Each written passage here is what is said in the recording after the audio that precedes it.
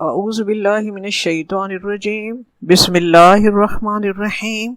رب اشرح لی صدری ویسر لی امری واحلل عقدۃ من لسانی یفقہوا قولی آمین ثم آمین۔ سورۃ النساء ہے، آیت نمبر 24۔ والمحصنات من النساء الا ما ملکت ایمانکم کتاب اللہ علیکم۔ ترجمہ ہے اس کا، اور وہ عورتیں بھی تم پر حرام ہیں جو کسی اور کے نکاح میں ہوں، سوائے اس کے جو تمہاری مل کے یمین بن جائیں، یعنی سوائے تمہاری لونڈیوں کے۔ کتاب اللہ علیکم، یہ تم پر اللہ تعالیٰ کا لکھا ہوا فریضہ ہے۔ پہلے ہم اس حصے کو ایکسپلین کر لیتے ہیں، کیونکہ سلسلہ کلام اس حصے تک وہی ہے جو آیت نمبر 23 سے چل رہا تھا، جس میں حرمت والے رشتوں کا ذکر تھا، تو اسی کا آخری حصہ ہے۔ اس میں یہ بتایا گیا ہے کہ منکوحہ عورتیں بھی تم پر حرام ہیں، چونکہ وہ کسی اور کے نکاح میں ہیں اس لیے آپ پر حرام ہیں۔ ایک عورت کو اگر اس کا شوہر طلاق دے دے تو آپ اس سے نکاح کر سکتے ہیں، چنانچہ یہ حرمت ابدی نوعیت کی نہیں ہے۔ محصنات ان عورتوں کو کہا جاتا ہے جو کسی کی قید نکاح میں ہیں۔ ہا صاد نون، حسن قلعے کو کہا جاتا ہے، اور احسان کے معنی ہیں کسی شے کو اپنی حفاظت میں لینے کے بھی اور کسی کی حفاظت میں ہونے کے بھی۔ چنانچہ محسنات وہ عورتیں ہیں جو ایک خاندان کے قلعے کے اندر محفوظ ہیں اور وہ شوہر والیاں ہیں۔ تو نکاح جو ہے وہ عورت کو حفاظت کے ایک ایسے مضبوط حصار میں لے لیتا ہے جیسے قلعے کی چار دیواری ہوتی ہے۔ تو وہ عورتیں جو کسی اور کے نکاح میں ہیں وہ بھی تم پر حرام ہیں، یعنی شوہر والی عورتیں۔ اس کے بعد بتایا گیا ہے الا ما ملکت ایمانکم، مگر لونڈیاں جو ہیں وہ چاہے منکوحہ بھی ہیں لیکن وہ تم پر حرام نہیں ہیں، وہ حلال ہیں تم پر۔ اب ہم لونڈیوں کے بارے میں تھوڑا سا ہم اس کی وضاحت کرتے ہیں۔ ظاہر ہے آج کا دور جو ہے وہ غلاموں اور لونڈیوں کا دور نہیں ہے۔ یہاں لونڈیوں سے مراد وہ قیدی عورتیں ہیں جو جنگ کے بعد فاتح ملک کے ہاتھ میں، مفتوح ملک کی عورتیں جنگ کی صورت میں فاتح ملک کے ہاتھ میں آتی ہیں، تو وہ ان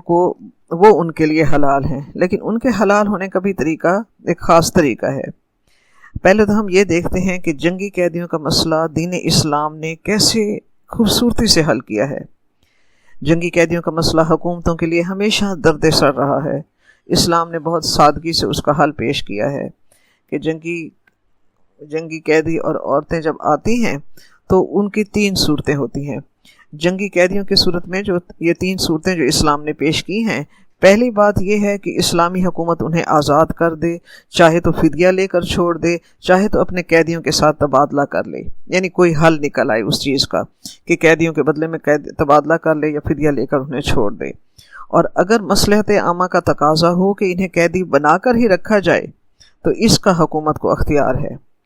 لیکن کیسے انہیں قیدی بنا کر رکھا جائے؟ ایسے نہیں، انہیں قیدی بنا کر رکھا جائے لیکن ایسے نہیں جیسے دیگر غیر مسلم ممالک میں ہوتا ہے۔ جاپان، جرمنی، روس کے قیدی کیمپوں میں جب قیدیوں کو رکھا جاتا ہے انہیں بھوکا پیاسا رکھا جاتا ہے، ان سے جبری مشقت لی جاتی ہے، انہیں طرح طرح کی اذیتیں دی جاتی ہیں۔ فوجیوں کو عام اجازت ہوتی ہے کہ ان سے جو وحشیانہ سلوک کریں، جو جس وقت جس سے چاہے جو وحشیانہ سلوک کر لے۔ نہیں، اسلام نے اس کا بہت خوبصورت حل پیش کیا ہے۔ اس کی یہ صورت پیش کی ہے کہ جو جنگی قیدی عورتیں فاتح ملک کے ہاتھ میں آئیں، یعنی ایک اسلامی ملک کے ہاتھ میں آئیں، تو حکومت وقت انہیں فوجیوں میں خود تقسیم کرے اور وہ اس کے انسانی حقوق کا خیال کریں۔ جب حکومت وقت وہ فوجیوں میں تقسیم کرے گی تو وہ عورتیں پھر ان کے لیے حلال ہیں۔ تو وہ عورت جو ایک فوجی کو ملک کی جائے گی وہی صرف اس کے لیے حلال ہے۔ اس آیت کی شان نزول یہ بیان کی جاتی ہے کہ ابو سعید خدری رضی اللہ عنہ سے روایت ہے کہ آپ صلی اللہ علیہ وآلہ وسلم نے جنگ حنین کی فتح کے بعد بہت سے قیدی آپ صلی اللہ علیہ وسلم کے ہاتھ آئے۔ صحابہ کرام رضی اللہ عنہم نے ان قیدی عورتوں سے صحبت کرنا گناہ سمجھا۔ انہوں نے سوچا کہ ان کے مشرک شوہر ان کے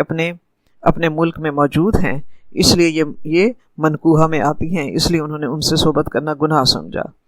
اللہ تعالیٰ نے یہ آیت نازل فرمائی کہ عدت کے بعد یہ ان پر حلال ہیں، عدت کے بعد یہ ان پر حلال ہیں، اور ان کے حلال ہونے کی وہی صورت ہے کہ حکومت وقت انہیں خود سپاہیوں میں یعنی مجاہدوں میں تقسیم کرے، جو عورت جس کو دی جائے وہی عورت صرف اس کے لیے حلال ہے۔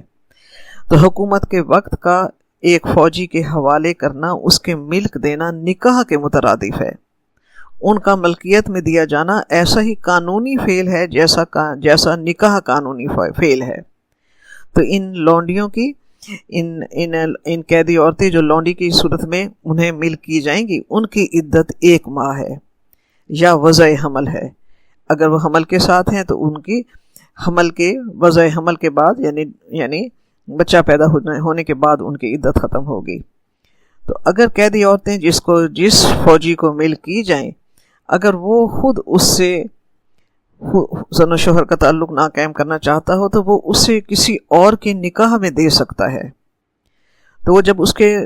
وہ کسی اور کے نکاح میں جب وہ اسے دے دے تو پھر وہ اس سے صحبت نہیں کر سکتا، ہاں اس سے اور کوئی گھر کا کام یا کوئی اور خدمت لے سکتا ہے۔ اب جو بھی قیدی عورتیں حکومت وقت جس سپاہیوں میں مجاہدوں میں تقسیم کرے گی وہ ان کے لیے حلال ہوں گی،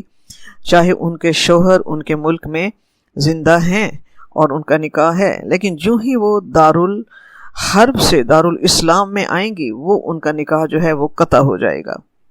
وہ عورتیں ان فوجیوں کے لیے حلال ہوں گی۔ اب ان سے جو اولاد پیدا ہوگی وہ ان کی جائز اولاد ہوگی، اس کے قانونی حقوق بھی وہی ہوں گے جو سلبی اولاد کے ہوتے ہیں۔ تو لونڈیوں سے یہ تمتع، یہ فائدہ اٹھانا ایک رخصت ہے، حکم نہیں ہے۔ پھر ان لونڈیوں سے جو ان کی اولاد ہوگی وہ ان کی جائز اولاد سمجھی جائے گی، اسے وہی قانونی حقوق حاصل ہوں گے جو صحیح سلبی اور حقیقی اولاد کو حاصل ہوتے ہیں۔ تو صاحب اولاد ہونے کے بعد وہ لونڈی فروخت نہیں کی جا سکے گی، ہاں مالک کے مرتے ہی وہ خود بخود آزاد ہو جائے گی۔ شریعت نے جس طرح بیویوں کی تعداد پر 4 کی پابندی لگائی ہے، اس طرح لونڈیوں کی تعداد پر پابندی نہیں لگائی۔ اگر حالات ایسے ہوں کہ ایک فوجی کو ایک جنگ میں اگر 2 لونڈیاں ملتی ہیں، اگلے ہی سال کوئی اور جنگ میں اور قیدی ہاتھ آتے ہیں، ان میں تقسیم میں کچھ اور لونڈیاں ملتی ہیں، تو اس لیے تعداد پر پابندی نہیں لگائی گئی کہ جنگی حالات کا عدم تعین ہے، اس میں کوئی تعین نہیں کر سکتا کہ جنگ کتنی مرتبہ ہوتی ہے اور اس میں کس حد تک قیدی ہاتھ آتے ہیں، اس لیے لونڈیوں کی تعداد پر پابندی نہیں لگائی گئی۔ تو اس معاملے میں کوئی حد مقرر نہ کرنے سے شریعت کا منشا یہ ہے کہ تعداد نہ مقرر کرنے کی وجہ جنگی حالات کا عدم تعین ہے۔ تو جیسے میں نے پہلے کہا کہ لونڈیوں سے تمتع ایک رخصت ہے، یعنی اجازت ہے، حکم نہیں ہے۔ یہ اللہ کی رحمت ہے کہ اس نے ایسے احکام دیے، کیونکہ جہاد میں عورتوں کا قیدی بن کر آنا ایسی چیز ہے جو لازم ہے، اور تا قیامت یہ سلسلہ جو ہے وہ چلتا رہے گا، کیونکہ جنگیں ہونا جو ہے اس کا کوئی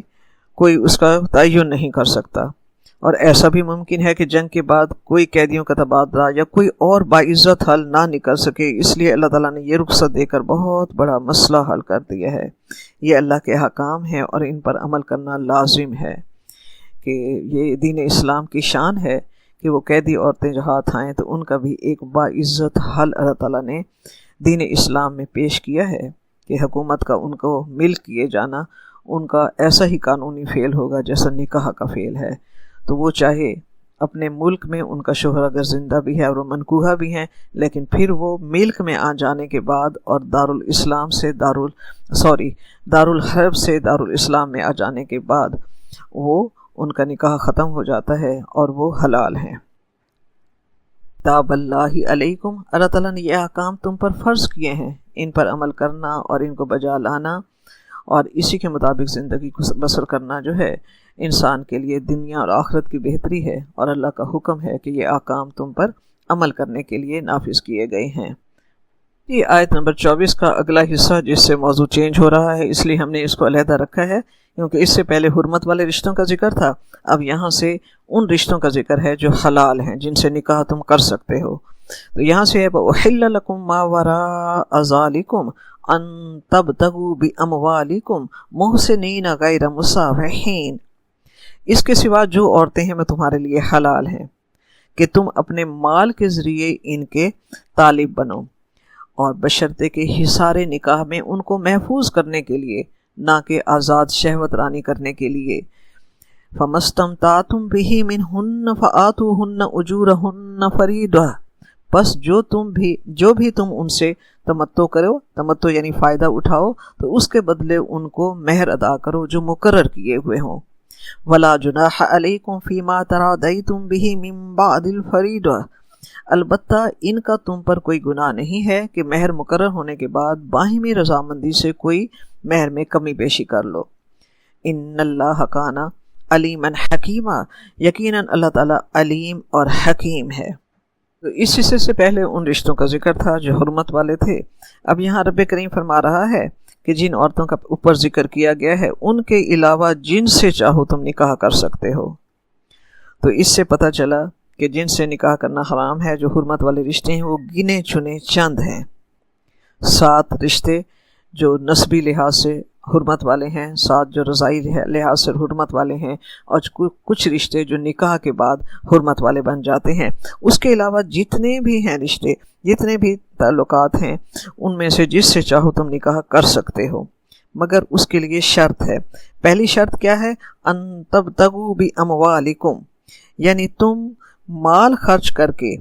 حق مہر ان کو ادا کرو اور ان کی ادائیگی کرو تو نکاح کر سکتے ہو۔ یعنی پہلی شرط یہ ہے کہ حق مہر کے بدلے میں ان سے نکاح کرو۔ دوسری شرط کیا ہے؟ محسنین غیر مصافحین، کہ تم ان سے انہیں قید نکاح میں لانے کے لیے اور ہمیشہ کے لیے بسانے کے لیے اپنے نکاح کے مضبوط حفاظتی حصار میں لانے کے لیے، نہ کہ وقتی مستی نکالنے کے لیے نہیں۔ یعنی اس نیک نیتی کے ساتھ کہ نکاح کے مقدس بندھن میں آپ ایک عورت کو لے رہے ہو، اس نیک نیتی کے ساتھ یہ رشتہ قائم کرو، نہ کہ وقتی مستی نکالنے کے لیے۔ تو جو بھی عورت سے رشتہ کرو اسے ہمیشہ ہمیشہ کے لیے گھر آباد کرنے کی نیت سے کرو۔ یہ 2 لفظ بار بار استعمال ہوئے ہیں، محسنین غیر مصافحین۔ مطلب یہ ہے کہ کسی بھی عورت سے نکاح کا رشتہ قائم کرو گے تو یہ ہمیشہ کا ایک ملاپ ہوگا، دائمی سنجوگ ہوگا، عارضی طور پر عیاشی اور بد کرداری کرنے کے لیے نہیں۔ محسنینہ کے لفظ سے اللہ تبارک و تعالیٰ نے واضح فرما دیا ہے کہ نکاح ایک مضبوط اور پاکیزہ بندھن ہے، اور غیر مصافحینہ کے لفظ سے رب کریم نے نکاح متع کی نفی کر دی۔ نکاح متع دور نبوی میں ایک عارضی نکاح کی اجازت تھی جو اضطراری حالت میں دی جاتی تھی، یہ عارضی رخصت تھی۔ اس کی اجازت کی دلیل صحیح مسلم کی اس حدیث مبارکہ سے ملتی ہے کہ عبداللہ رضی اللہ تعالیٰ عنہ فرماتے ہیں کہ ہم رسول پاک صلی اللہ علیہ وآلہ وسلم کے ہمراہ جہاد کرتے تھے اور ہمارے پاس عورتیں نہ تھیں۔ ہم نے کہا کیا ہم خصی نہ ہو جائیں؟ تو آپ صلی اللہ علیہ وآلہ وسلم نے ہمیں اس سے منع فرمایا اور اس بات کی اجازت دی کہ ایک کپڑے کے بدلے میں ایک معین مدت تک عورت سے نکاح کر لیں۔ یعنی نکاح متع مجبوری کی حالت میں اضطراری کیفیت میں دی گئی وقتی نکاح کی ایک اجازت ہے۔ یہ دور رسالت میں اس کی اجازت دی گئی تھی۔ اس کی صرف ایک شرط ہوتی ہے، کم سے کم 3 دن کے لیے، پھر اگر چاہیں تو مدت بڑھا لیں اور چاہیں تو جدا ہو جائیں۔ اس میں نہ تو عقد نکاح ہوتا ہے، نہ گواہ ہوتے ہیں، نہ طلاق، نہ عدت، نہ بچوں کا نسب۔ یہ ایک طرح سے صفا ہے۔ صفا کا لفظی مطلب ہے پانی بہانا۔ جیسے طبیعت میں بہت وحشیانہ پن اور شہوت آئی ہو اور کہیں نہ کہیں اس بوجھ کو ہلکا کرنا ہو تو یہ صفا ہے۔ یعنی نکاح متع ایک وقتی نکاح ہے جو دور رسالت میں جنگ کی حالت میں مجاہدین کو دی جاتی تھی اجازت، کیونکہ بعض اوقات جنگ کی طوالت کے پیش نظر مجاہدین کئی مہینے گھروں سے باہر رہتے۔ تو مجاہدین کو جب بہت عرصے تک گھروں سے باہر رہنا پڑتا اور اپنی ازواج سے دور رہنا پڑتا تو اس مجبوری میں دی گئی یہ ایک رخصت ہے، اسلام دین فطرت ہے، اس چیز کو مد نظر رکھتا ہے۔ چنانچہ جو غزوات بہت طویل مدت کے ہوتے ان میں یہ اجازت دی جاتی۔ اس کی اجازت کا طریقہ کار یہ ہوتا کہ صحیح مسلم کی حدیث مبارکہ ہے کہ صحابہ کرام رضی اللہ تعالیٰ عنہم کی التجا پر متع کی اجازت کا اعلان تو آپ صلی اللہ علیہ وآلہ وسلم کسی صحابی سے کرواتے تھے، مگر جنگ کے خاتمے پر اس کے حرام ہو جانے کا اعلان خود فرماتے تھے، یعنی جنگ کے خاتمے پر اس کی حرمت کا اعلان آپ صلی اللہ علیہ وسلم خود فرماتے تھے۔ چنانچہ جابر بن عبداللہ رضی اللہ تعالیٰ عنہ اور سلمہ بن اکوع رضی اللہ تعالیٰ عنہ دونوں کہتے ہیں کہ رسول پاک صلی اللہ علیہ وآلہ وسلم کا منادی ہمارے پاس آیا اور پکار کر کہنے لگا کہ رسول اللہ صلی اللہ علیہ وآلہ وسلم نے تمہیں عورتوں سے متع کی اجازت دی ہے۔ صلی اللہ علیہ وآلہ وسلم کے دور میں نکاح متع کو 3 مواقع پر مباح کیا گیا، یعنی اس کی اجازت دی گئی، مگر ساتھ ہی جنگ کے اختتام پر اس کے حرام قرار دیے جانے کا اعلان کر دیا جاتا۔ جو یہ 3 مواقع مثلا جنگ خیبر، فتح مکہ، اوطاس اور جنگ تبوک میں آپ صلی اللہ علیہ وسلم نے مجاہدین کو یہ اجازت دی تھی جو محاذ جنگ پر موجود ہوتے اور بہت عرصے کے لیے اپنے گھروں اور اپنے ازواج سے انہیں دور رہنا ہوتا تو اس کے لیے یہ اجازت دی جاتی، مگر جنگ کے اختتام پر اس کی حرمت کا اعلان کر دیا جاتا۔ اور اس چیز کا بھی ہمیں پتہ چلتا ہے کہ جنگ بدر، جنگ احد اور جنگ خندق کے موقع پر ایسی اجازت نہیں دی گئی تھی۔ چنانچہ صحیح مسلم میں ہے کہ ابن ابی عمر رضی اللہ تعالیٰ عنہ کہتے ہیں ابن ابی عمر رضی اللہ تعالیٰ عنہ کہتے ہیں کہ متع پہلے اسلام میں اضطراری رخصت تھی، ایسی ہی اضطراری رخصت جیسے مجبور اور مضطر شخص کو مردار خون اور خنزیر کے گوشت کھانے کی رخصت قرآن پاک میں ہے۔ پھر اللہ تعالیٰ نے اپنے دین کو محکم کر دیا اور نکاح متع سے منع کر دیا۔ متع کے حرام قرار دیے جانے کا اعلان، متع کے ہمیشہ کے لیے حرام قرار دیے جانے کا اعلان آپ صلی اللہ علیہ وآلہ وسلم نے حجۃ الوداع کے موقع پر خطبہ دیتے ہوئے فرمایا، لوگوں میں نے تمہیں عورتوں سے متع کی اجازت دی تھی، اب اللہ تعالیٰ نے اسے قیامت کے دن تک کے لیے حرام کر دیا ہے۔ صحیح مسلم۔ تو نکاح بھی عورت کے لیے حفاظت کا ایک بہت ہی مقدس سا ایک حفاظتی حصار عطا کر دیتا ہے، یہ محسنین ہے، اور منع کس سے کیا جا رہا ہے؟ مصافحین سے۔ تو رب فرما رہا ہے فَمَسْتَمْتَعْتُمْ بِهِ مِنْهُنَّ فَآتُوهُنَّ أُجُورَهُنَّ، جب تم اس نکاح کے بعد تمہارا تعلق زن و شوہر قائم ہو جائے تو انہیں ان کے حق مہر ادا کرو، فَآتُوهُنَّ أُجُورَهُنَّ، انہیں ان کے حق مہر ادا کرو، یعنی جتنا تمہاری جیب میں مال ہے، جتنی تم استطاعت رکھتے ہو، جتنا تم افورڈ کر سکتے ہو، پورا لگا دو، بخل نہ کرو، تاکہ پتہ چلے کہ اس تعلق زن و شوہر کے لیے تم کس حد تک سنجیدہ ہو۔ اس میں مال خرچ کرو، حق مہر جتنا زیادہ سے زیادہ اور آسانی سے دے سکتے ہو، یہ فریضۃ من اللہ، یہ اللہ تعالیٰ کی طرف سے تم پر فرض کر دیا گیا ہے۔ یہاں اموال، حق مہر کے لیے اموال کا لفظ آیا ہے، اس میں مال بھی ہو سکتا ہے، نقدی بھی ہو سکتی ہے، چاندی بھی، سونا بھی، زمین بھی، دکان بھی اور جائیداد بھی۔ تو اس کے بعد رب کریم فرماتا ہے وَلَا جُنَاحَ عَلَيْكُمْ فِي مَا تَرَاضَيْتُمْ بِهِ مِن بَعْدِ الْفَرِيضَةِ، اور نہیں گناہ تم پر جو تم باہم رضامند ہو اس معاملے میں مہر کے مقرر ہونے کے بعد، البتہ تمہیں اس میں آپس کی باہمی رضامندی سے تم کوئی سمجھوتا کر سکتے ہو تو کوئی حرج نہیں ہے۔ یعنی مہر مقرر ہونے کے بعد اور بیوی کو ادا کرنے کے بعد بیوی اگر اپنی رضامندی اور خوشی سے پورا حق مہر خامند کے ہاتھ میں رکھ دے تو اس کے لیے بھی تمہیں اجازت ہے، لیکن اس کے لیے یہ چیز لازمی شرط ہے کہ خامند کا بیوی سے یہ مطالبہ نہ ہو کہ حق مہر چھوڑ دو، یا حق مہر میں نے تمہیں دے تو دیا ہے، اب چلو مجھے دے دو واپس، تو یہ بچوں والی حرکت ہے۔ اور یہ بھی ساتھ شرط ہے کہ خامند کے والدین بھی بہو سے یہ مطالبہ نہ کریں کہ میرے بیٹے کا حق مہر معاف کر دو، یہ بہت بے غیرتی کی بات ہے، یہ کوئی معافی نہیں ہے، یہ تم پر فرض ہے، اسے ادا کرو۔ ان اللہ کان علیما حکیما، بے شک اللہ تعالیٰ جو ہے وہ جاننے والا اور حکمت والا ہے۔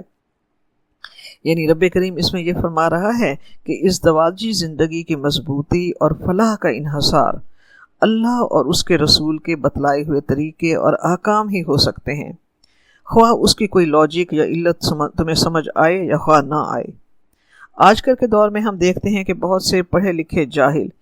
اللہ کے احکام میں علتیں تلاش کرتے ہیں۔ اگر انہیں کوئی اس کی علت یا کوئی لاجک سمجھ نہ آئے تو معاذ اللہ حکم الہی کو نامناسب یا دور حاضر کے تقاضوں کے خلاف کہہ کر ٹال دیتے ہیں۔ اللہ تعالیٰ سے بڑھ کر اور کون جاننے والا ہے؟ اس سے بہترین حکمت اور کون رکھتا ہے؟ تو اللہ تعالیٰ علیم حکیم ہے، اس کے تمام احکام ہمارے لیے، ہمارے ہی فائدے کے لیے اور ازدواجی زندگی کے استحکام اور حسن کے لیے ہیں۔ تو اللہ تعالیٰ کے احکام پر حکم کرنا انسان کے لیے بہت بڑی سعادت ہے۔ آیت نمبر 25 ہے، وَمَن لَّمْ يَسْتَطِعْ مِنكُمْ طَوْلًا أَن يَنكِحَ الْمُحْصَنَاتِ الْمُؤْمِنَاتِ فَمِمَّا مَلَكَتْ أَيْمَانُكُم مِّن فَتَيَاتِكُمُ الْمُؤْمِنَاتِ وَاللَّهُ أَعْلَمُ بِإِيمَانِكُم بَعْضُكُم مِّن بَعْضٍ فَانكِحُوهُنَّ بِإِذْنِ أَهْلِهِنَّ وَآتُوهُنَّ أُجُورَهُنَّ مُحْصَنَاتٍ غَيْرَ مُسَافِحَاتٍ۔ اور جو کوئی تم میں سے اتنی قدرت نہ رکھتا ہو کہ خاندانی مسلمان عورتوں سے شادی کرے تو وہ تمہاری ان لونڈیوں میں سے کسی سے نکاح کر لے جو تمہارے قبضے میں ہوں اور مومنہ ہوں۔ اللہ تمہارے ایمانوں کا حال خوب جانتا ہے، تم سب ایک دوسرے ہی میں سے ہو، اور انہیں ان کے حق مہر ادا کرو معروف طریقے کے ساتھ۔ محسنات غیر مصافحات، ان کو حصار نکاح میں لانے کے لیے، نہ کہ آزاد شہوت رانی کرنے کے لیے۔ ولا متخذات اخدان، نہ ہی چوری چھپے آشنائیاں کرنے کے لیے۔ فَإِذَا أُحْصِنَّ فَإِنْ أَتَيْنَ بِفَاحِشَةٍ فَعَلَيْهِنَّ نِصْفُ مَا عَلَى الْمُحْصَنَاتِ مِنَ الْعَذَابِ، پھر جب وہ قید نکاح میں آ جائیں، پھر اگر وہ بے حیائی کا کام کریں تو پھر ان پر اس سزا کی نسبت آدھی سزا ہے جو آزاد عورتوں کے لیے ہے۔ ذَلِكَ لِمَنْ خَشِيَ الْعَنَتَ مِنْكُمْ، یہ لونڈیوں سے نکاح کی اجازت تمہیں صرف ان کے لیے ہے جن کو اپنے گناہ میں پڑ جانے کا اندیشہ ہو۔ وَأَن تَصْبِرُوا خَيْرٌ لَكُمْ، اگر تم صبر کرو تو یہ تمہارے حق میں بہتر ہے۔ وَاللَّهُ غَفُورٌ رَحِيمٌ، اور اللہ تعالیٰ غفور، اللہ تعالیٰ بخشنے والا اور اللہ تعالیٰ رحم فرمانے والا ہے۔ یعنی وہ لوگ جو نکاح کے خرچ کی استطاعت نہیں رکھتے کہ حق مہر ادا کر سکیں اور گھر کی کفالت کی ذمہ داری اٹھا سکیں، اور ساتھ ہی انہیں یہ بھی خطرہ ہو کہ اگر انہوں نے نکاح میں دیر کی تو جنسی بہراروی کا شکار ہو جائیں گے، کسی گناہ میں مبتلا ہو جائیں گے، تو اس صورت میں اللہ تبارک و تعالیٰ اجازت دے رہا ہے کہ پھر وہ کسی کنیز سے نکاح کر لیں، کیونکہ عام طور پر آزاد عورت کا حق مہر اور نفقہ جو ہے وہ کنیزوں کے حق مہر اور نفقے سے زیادہ ہوا کرتا ہے۔ تو اس طرح کم خرچ میں وہ ان کا گھر چل سکتا ہے اور وہ گناہ میں مبتلا ہونے سے بچ سکتے ہیں۔ اللہ تعالیٰ اس نکاح کی حوصلہ افزائی کرتے ہوئے فرماتا ہے، وَاللَّهُ أَعْلَمُ بِإِيمَانِكُمْ، تمام کاموں کی حقیقت جو ہے وہ اللہ تعالیٰ پر واضح ہے، تم تو حقائق کو صرف سطحی نگاہ سے دیکھتے ہو۔ تم سب آزاد اور غلام حقیقی طور پر ایمانی رشتے میں ایک ہی ہو۔ تم ان میں سے کسی سے نکاح کر لو، انسانی رشتے کے لحاظ سے سب برابر ہیں، سب آدم کی اولاد ہیں، اور اگر وہ مومنہ ہے، ایمان والی ہے، تو پھر تم اس سے نکاح کر سکتے ہو۔ یہ مت سوچو کہ وہ لونڈی ہے یا کنیز ہے یا غریب ہے یا خادمہ ہے، اس چکر میں نہ پڑو کہ وہ لونڈی ہے۔ اللہ تعالیٰ کے ہاں عزت کی بنیاد ایمان اور تقوی پر ہے۔ تو اس لونڈی سے بھی جو ہے، آج کل لونڈی کا دور تو نہیں ہے، تو ظاہر ہے آج اگر یہ آیت ہمارے لیے اگر قابل عمل ہے تو رب کریم اس میں حکم ہمیں ہمارے نوجوانوں کو دے رہا ہے کہ اگر وہ آزاد ایک خاندانی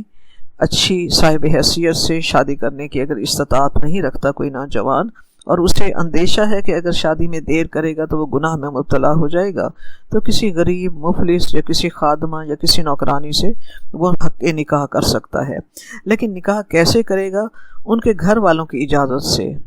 ان کے گھر کا جو ولی ہوتا ہے وہ اس کا سردار ہوتا ہے، اس کی اجازت سے، یعنی مالک کی اجازت سے ان سے نکاح کرو۔ اس کا مطلب ہے مالک کی اجازت کے بغیر نکاح نہیں ہو سکتا۔ لونڈی کو بھی جتنی تمہاری حیثیت ہے ان کا حق مہر ادا کرو معروف طریقے سے، ان سے بھی نکاح کرو تو محسنات غیر مصافحات، شرط وہی ہیں دونوں، ایک تو یہ کہ ان کو بھی ان کے حق مہر ادا کرو، دوسرا یہ کہ انہیں بھی قید نکاح میں لانے کے لیے انہیں انہیں نکاح کے ایک مضبوط حفاظتی حصار میں لانے کے لیے اور انہیں گھر بسانے کے لیے ان سے نکاح کرو، نہ کہ اعلانیہ زناکاری اور نہ خفیہ یارانے گانٹھنے کے لیے ان سے نکاح کرو۔ فَإِذَا أُحْسِنَّ، پھر ان غریب لڑکیوں یا ان خادماؤں یا ان کنیزوں کے بارے میں ہے کہ اگر وہ قید نکاح میں آنے کے بعد بدکاری کی مرتکب ہوتی ہیں تو پھر ان کی سزا آزاد عورتوں کی سزا سے نصف ہے۔ جیسے زنا کی سزا جو ہے وہ 100 کوڑے ہے آزاد عورت کے لیے، آزاد عورت اور مرد کے لیے۔ تو یہاں فرمایا ہے کہ محسنات سے مراد یہاں آزاد پاک باز عورتیں ہیں، تو ان کی سزا کی نسبت لونڈی کی سزا نصف ہے، یعنی 50 کوڑے ہے۔ تو یہ کس لیے ہے کہ آزاد پاک باز عورت جو ہوتی ہیں ان کو خاندان کی حفاظت ملی ہوتی ہے، ان کی تعلیم، ان کی تہذیب، ان کو ایک ماحول ملا ہوا ہوتا ہے، ایک شعور حاصل کرنے کا، سمجھ حاصل کرنے کا، صحیح اور غلط کی تمیز دینے کا انہیں سارا ماحول ملا ہوا ہوتا ہے۔ اس کے باوجود وہ بدکاری کریں تو اس کی سزا 100 کوڑے ہے، جبکہ لونڈی مکمل سرپرستی اور تعلیم و تہذیب کے مواقع اسے اتنے میسر نہیں ہوتے، اسے صحیح اور غلط کی اتنی پہچان نہیں ہوتی، اس لیے رب کریم جو ہے وہ اس سے بڑھ کر علیم و حکیم کون ہے، اس نے ان کی سزا آدھی رکھی ہے۔ اب یہاں ہم دیکھتے ہیں کہ رب کریم یہاں فرماتا ہے کہ جو اس سے پہلے رب کریم نے یہ فرمایا کہ دیکھیں جو نوجوان ہے اور وہ اپنے برابر کے معاشرے میں رشتہ نہیں کر سکتا مالی حالات کی تنگی کی وجہ سے، کیونکہ جتنا ایک آزاد عورت کا حق مہر ہوتا ہے دستور کے مطابق، یا اس کا نان نفقے اور کفالت کی ذمہ داری دستور کے مطابق ہوتی ہے، وہ اگر وہ افورڈ نہیں کر سکتا اور دیر کرنے پر اس کو گناہ میں پڑنے کا اندیشہ ہے تو وہ کسی خادمہ سے، کسی غریب مفلس سے یا لونڈی سے، کنیز سے شادی کر سکتا ہے۔ تو اس سے رب کریم نے یعنی ایک انکریج کیا ہے کہ تمام انسان برابر ہیں۔ غربت امارت جو ہے یہ ایک ظاہری رب کریم کے بنائے ہوئے اس دنیا میں ایک امتحان کے یوں سمجھ لیں کہ درجے ہیں۔ تو غریب شخص کو بھی غربت میں امتحان لیا جا رہا ہوتا ہے اور امیر شخص کا بھی امارت میں امتحان لیا جا رہا ہوتا ہے۔ اصل میں تو دنیا ہے ایگزامینیشن ہال، تو یہ درجہ بندیاں تو وقتی ہیں، اصل چیز تو ایمان ہے۔ تو یہاں غریب اور امیر کے درمیان ایک یوں سمجھنے کہ بڑی خلیج کو ختم کیا گیا ہے، لیکن ساتھ ہی ایک بہت بڑی حقیقت کو بھی مد نظر رکھا گیا ہے۔ یہاں آگے آپ نوٹ کریں، ذالک لمن خشی العنت منکم، یہ لونڈیوں سے نکاح یا غریب مفلس خادمہ کنیز سے نکاح کی اجازت ان کے لیے رخصت ہے، ان کے لیے جسے یہ اندیشہ ہو کہ اگر میں شادی دیر سے کروں گا تو اس میں میرے گناہ میں ملوث کہیں ہونے کا جو خطرہ ہے وہ اسے زیادہ اگر پیدا ہوتا ہو تو پھر وہ کسی غریب سے شادی کر لے۔ اب یہاں آپ نوٹ کریں رب کریم کیا فرما رہا ہے کہ ان تصبروا خیر لکم، اگر تم صبر کرو تو یہ تمہارے حق میں بہتر ہے۔ کیا صبر کرو؟ یعنی شادی کرنے سے رکے رہو، اپنے مالی حالات کی تنگی کی وجہ سے تم کر نہیں رہے تو تھوڑا اور رک جاؤ، یہاں تک کہ اللہ تمہیں غنی کر دے اور تم کسی آزاد عورت سے شادی کرنے کے قابل ہو جاؤ، تو یہ تمہارے حق میں بہتر ہے۔ تو اس صورت میں اللہ تعالیٰ جانتا ہے کہ بظاہر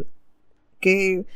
اس لونڈی سے نکاح کرنے یا کنیز سے نکاح کرنے میں وہ گناہ کی بدکاری سے تو بچ جائے گا، لیکن آزاد عورت سے شادی کرنے میں ایک معاشرے کی فلاح اور بہتری بہت زیادہ نظر آ رہی ہوتی ہے، کیونکہ اس سے جو اولاد پیدا ہوگی وہ آزاد پیدا ہوگی، وہ گھر کی ایک فضا جو ہوگی اس میں اس کا تہذیب و تمدن، اس کی معاشرتی اقدار جو ہے وہ اس خادمہ اور کنیز کے اولاد سے زیادہ ہوں گی، اور ہر ایک کا اپنا معاشرتی سٹیٹس ہوتا ہے جو اللہ تعالیٰ کا عطا کردہ ہے۔ تو اللہ تعالیٰ نے دولت اور یہ چیز بھی اللہ تعالیٰ نے عطا کی ہے، بے شک اس پر تکبر نہیں کرنا چاہیے، لیکن یہ ایک حقائق ہیں کہ ڈیفرنس ہوتا ہے معاشرے میں، بہت غریب کے گھر میں اور امیر کے گھر میں، ان کی سوچ میں، ان کے علم میں، ان کی تہذیب میں، ان کے اقدار میں۔ اگر آزاد عورت سے شادی کریں گے تو اس سے پیدا ہونے والی جو اولاد ہوگی، اس سے پیدا ہونے والی اولاد جو ہوگی وہ مہذب ہوگی، وہ تعلیم یافتہ ہوگی، وہ شعور رکھے گی، وہ معاشرے کا ایک بہترین شہری ثابت ہوگی اور بہترین معاشرہ تشکیل پائے گا۔ اس لیے رب کریم نے فرمایا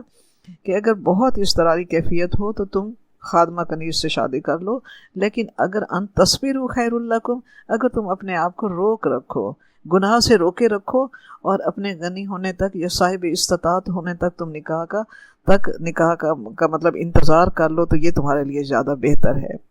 اور پھر اس کے بعد ہمیں حدیث مبارکہ سے پتہ چلتا ہے کہ صبر جو کہا گیا ان تصبروا، تو صبر کا طریقہ کیا ہے وہ بھی آپ صلی اللہ علیہ وسلم کے فرمان مبارک سے ہمیں پتہ چلتا ہے کہ حضرت عبداللہ بن مسعود رضی اللہ تعالیٰ عنہ کہتے ہیں کہ ہم کچھ نوجوان رسول پاک صلی اللہ علیہ وآلہ وسلم کی خدمت میں رہا کرتے تھے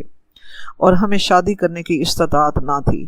تو آپ صلی اللہ علیہ وسلم نے فرمایا اے نوجوانوں، تم میں سے جو شخص خانہ داری کی استطاعت رکھتا ہو، یعنی گھر کی کفالت کی استطاعت رکھتا ہو، اسے چاہے کہ شادی کر لے،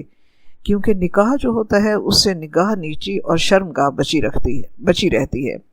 اور جو یہ طاقت نہ رکھتا ہو، یعنی گھر کی کفالت کی اور شادی کے اخراجات کی اٹھانے کی استطاعت نہ رکھتا ہو، وہ روزے رکھا کرے جو اس کی شہوت کو توڑ دیں گے، جیسے ہی بخاری کی حدیث ہے۔ تو ہم دیکھتے ہیں کہ سورۃ النور میں بھی یہی رب کریم نے فرمایا کہ جو شخص استطاعت نہ رکھتا ہو وہ اپنے آپ کو گناہ سے بچائے رکھے یہاں تک کہ اللہ اس کو غنی کر دے، اور پھر وہ نکاح کرے تاکہ گھر کی کفالت، اس کے اخراجات صحیح طریقے سے اٹھائے، اور ایک اچھی باشعور اور اپنے برابر کے رشتے میں وہ صحیح شادی کر کے ایک اچھا گھر جو ہے نکاح کے نتیجے میں ایک اچھا گھر وجود میں آتا ہے، اچھے گھر سے آگے اچھا معاشرہ بنتا ہے۔ تو نکاح کے لیے بھی رب کریم نے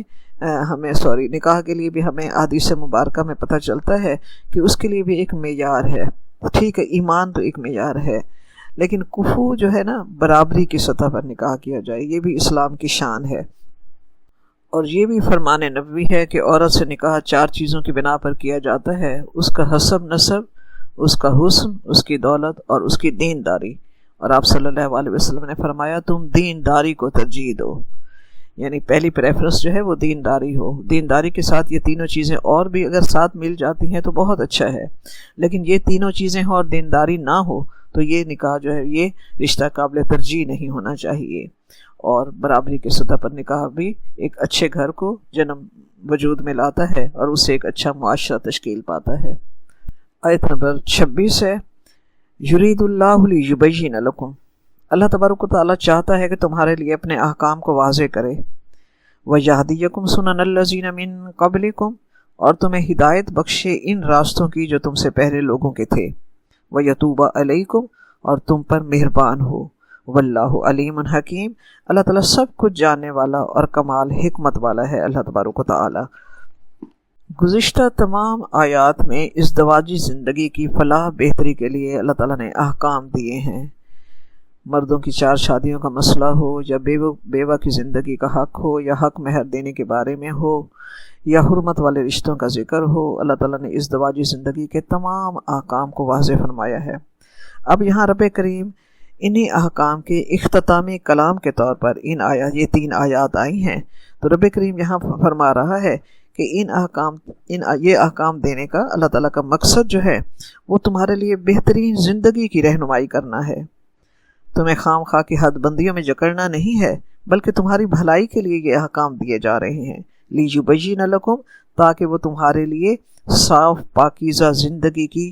راہیں تمہارے لیے واضح کر دے، اور تمہیں زندگی کی آسانیوں کے بارے میں رب کریم تمہیں آگاہ کرے۔ اللہ چاہتا ہے کہ انبیاء اور صالحین جو تم سے پہلے گزرے ہیں، تم بھی ان کی راہ پر چلو، ان کی تقلید کرو، ان کے طریقے پر چلو۔ انہیں بھی اسی طرح وحی کے ذریعے ہدایات دی جاتی تھی۔ یہ اس کی عنایت اور رحمت ہے کہ اس نے تمہیں تمہارے حال پر نہیں چھوڑ دیا،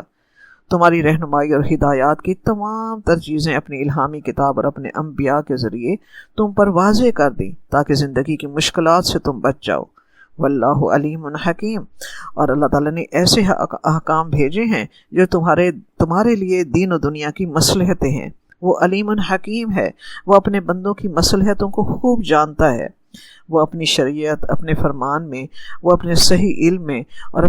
اپنی حکمت میں وہ کامل ہے۔ اس سے بہتر نہ کوئی قانون بنانے والا ہے، اور نہ ہی کوئی بھی دنیا میں کوئی ہستی کہ اس سے زیادہ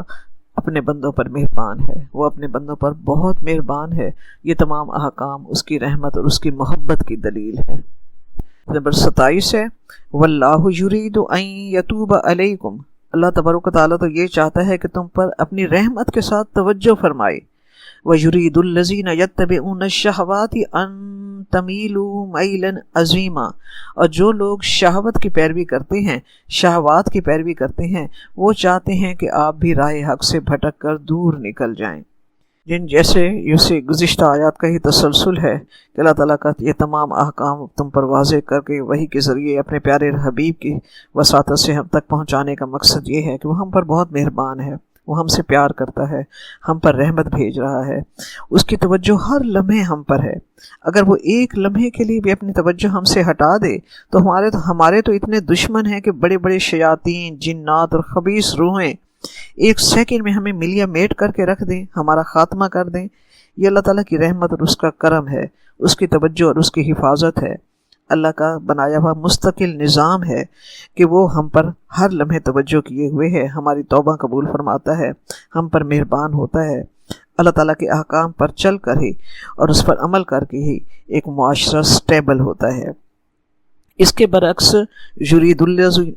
الذین یتبعون الشہوات، اس کے برعکس دشمنان اسلام جو ہیں وہ یہ چاہتے ہیں کہ، اور ان کی ساری حکمت جو ہے وہ یہ ہے کہ کسی نہ کسی طرح تمہیں اللہ کی محبت، پیار، ہدایات، تعلیمات اور دین اور شریعت سے تمہیں دور کر دیں۔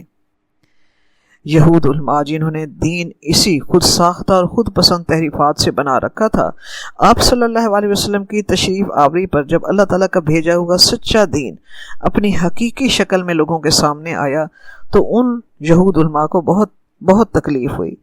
یہود علماء ہوں یا نصارہ علماء ہوں جنہوں نے اللہ تعالیٰ کے احکام میں تحریف کر کے اپنی مرضی کا خود پسند دین بنا رکھا تھا، جب اللہ تعالیٰ کے تمام احکام واضح شکل میں لوگوں کے سامنے آئے تو انہیں بہت تکلیف ہوئی کہ انہوں نے تو ہمارے بزرگوں کی ساری چیزیں جو ہم نے بنا رکھی تھیں ان سب کو غلط قرار دے دیا ہے، مثلا بیٹی کا جائیداد میں حصہ، بیوہ کو زندگی کا حق دلانا۔ یہود تو ستیلی ماؤں سے نکاح کو جائز قرار دیتے تھے، قرآن پاک نے کہا بالکل نہیں، وہ تمہاری ماں کے درجے پر ہے۔ ایسے ہی اور بھی بہت سی چیزیں جو انہوں نے شریعت میں تبدیلی کر کے خود گھڑ لی تھی، اسلام نے ان سب تبدیلیوں کو ختم کر کے اصل دین لے کے آیا ہے۔ تو ان لوگوں نے آپ صلی اللہ علیہ وسلم کے خلاف پروپیگنڈے کی مہم چلا دی کہ یہ ہمارے دین کو برباد کرنے آیا ہے۔ رب کریم فرماتا ہے کہ یہ لوگ تو چاہتے ہیں کہ آپ بھی ان کی طرح شہوت کے راستے پر چل پڑیں اور آپ ان کی طرف جھکاؤ کریں، جبکہ اللہ چاہتا ہے کہ وہ آپ پر مہربانی کر کے آپ کو دین حق کی صحیح راہ دکھا کر زندگی کی صحیح ہدایات کے راستے پر چلائے۔ آیت نمبر 28 ہے ہمارے پاس، یرید اللہ ان یخفف عنکم وخلق الانسان ضعیفا، اللہ تعالیٰ تو یہ چاہتا ہے کہ وہ ہلکا کر دے تم پر سے بوجھ، اور اللہ تعالیٰ کو معلوم ہے کہ انسان تو کمزور پیدا کیا گیا ہے۔ تو رب کریم فرماتا ہے کہ رب جو علیم و حکیم ہے وہ اپنے بندوں کو جانتا ہے، وہ جانتا ہے کہ انسان فطرتاً کمزور ہے، اس لیے اللہ تعالیٰ کے احکام جو ہیں اس میں انسان کی سہولیت اور انسان کی استطاعت اور انسان کی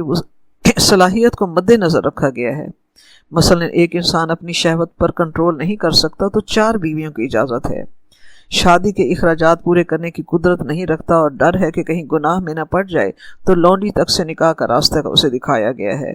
کہ جسے پورا کرنا انسان کے بس میں ہو۔ تو جو بھی احکام شریعت ہیں ان میں اعتدال کو ملحوظ خاطر رکھا گیا ہے، اور کمزور افراد کے لیے طرح طرح کی رستیں پیدا کی گئی ہیں، اور یہ شریعت اس لیے تمہیں دی گئی ہے کہ تم پر آسانی پیدا ہو، تم پر سے بوجھ اتاریں۔ جو من گھڑت شریعتوں نے جو بوجھ تمہارے کندھوں پر ڈال رکھے تھے، اللہ تعالیٰ ان سب کو ہلکا کرنا چاہتا ہے۔ الحمدللہ رب العالمین، ربنا تقبل منا انک انت السمیع العلیم وتب علینا انک انت التواب الرحیم، اللہم انفعنا بما علمتنا وعلمنا ما ينفعنا وزدنا علما، آمین ثم آمین۔